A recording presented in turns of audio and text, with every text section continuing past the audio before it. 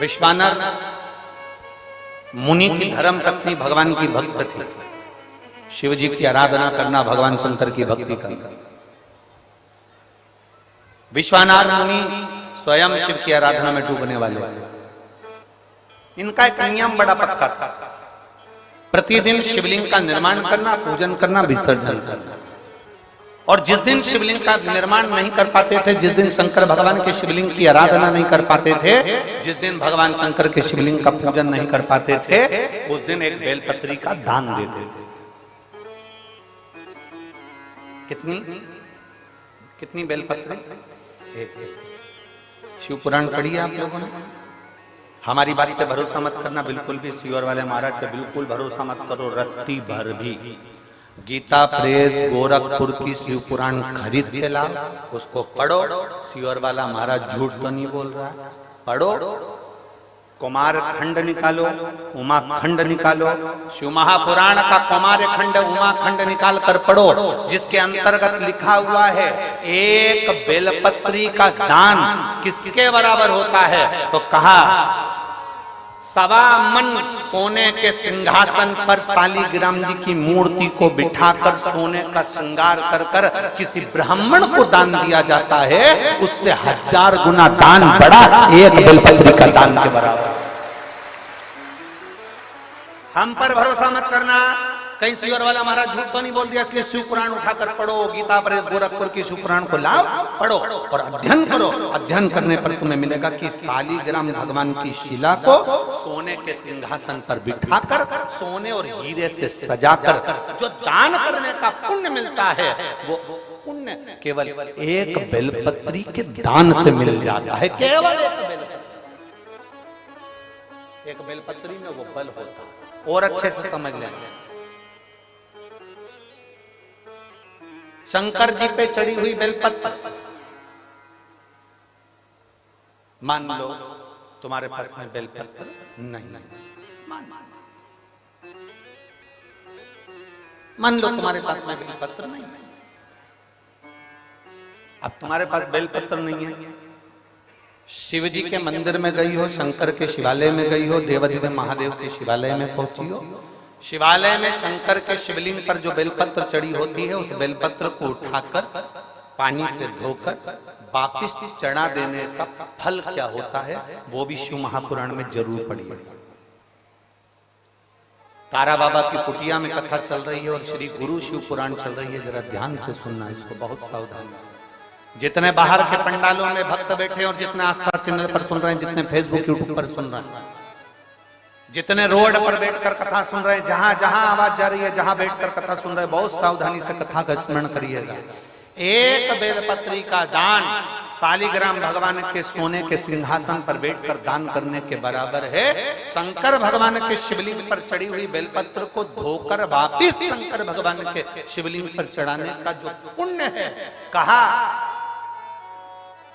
भारत की भूमि पर 26,000 जो पवित्र नदियां बनी हैं, उन नदियों में आप स्नान कर कर आएंगे और चारों धामों का दर्शन, 12 ज्योतिर्लिंग का दर्शन, आप सारी सप्तपुरियों का दर्शन कर कर आएंगे। उसका जो पुण्य फल होगा, एक बेलपत्री को शंकर पर से उठाकर मिलाकर वापिस शंकर को चढ़ाने का ये फल हमें तुरंत प्राप्त हो जाता है। केवल एक बेलपत्री को उठाकर धोकर चढ़ा देंगे, ये फल प्राप्त होगा।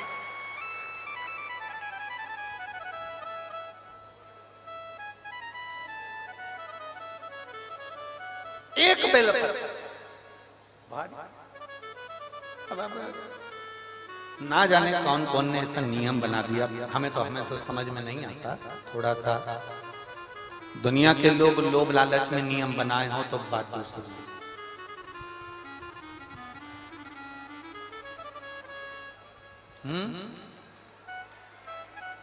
पीछे आवाज नहीं जा रही है,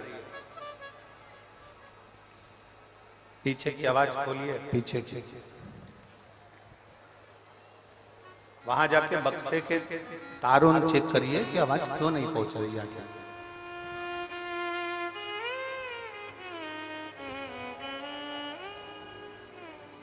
ना जाने कौन कौन ऐसा नियम बना दिया, हमारे पुराण में नहीं है, फिर निवेदन करेंगे, बहुत सावधानी से सुनिएगा कथा। लोगों को थोड़ा बुरा लग सकता है हमारी कथा, तो वो तो लगता रहता है, उसमें स्मरण ना करें। किसी पुराण के अंदर यह नहीं लिखा कि चांदी की बेलपत्र बनाकर भगवान शंकर को समर्पित करो। ठीक है, समझ में आ रही है ना बात?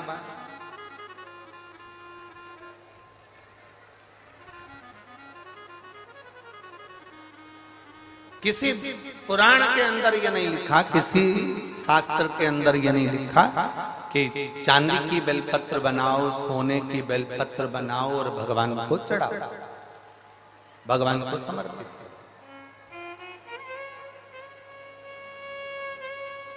ये हमारे यहां कहीं कहीं कहीं हमारी पुराणों में नहीं लिखा गया, कहीं पर।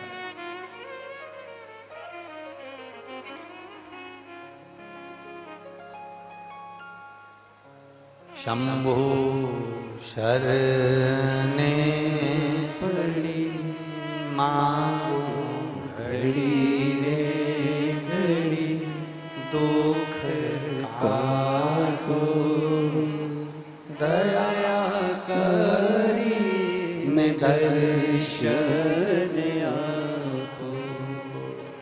शंभु शरणे पड़ी मांगो घड़ी रे घड़ी, दुख काटो दया करी मैं दर्शन आपो।